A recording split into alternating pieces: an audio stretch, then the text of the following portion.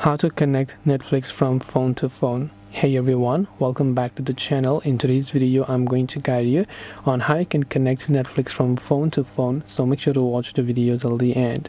So if you want to connect Netflix from one phone to another, now it's not like a way of you connect WhatsApp or Telegram where you can simply scan the QR code and just give access to that without entering number and logging in. Unfortunately on Netflix that is not the case. If you want to link from one phone to another or wherever else, then you have to use the email and password. Now unless it is a TV, because the TV version has an option to scan the QR code, you can simply scan the QR code to log into your Netflix account. But if you are on the mobile version, then unfortunately that's not the case. You simply have to give them access to your email and phone number and the profile that they want to watch on, and then they will be able to watch Netflix in that way. This way you'll be able to connect Netflix from phone to phone. Hopefully this video helped you. If you have got any more questions, feel free to leave them down below. Thank you for watching till the very end, and see you soon in the next video.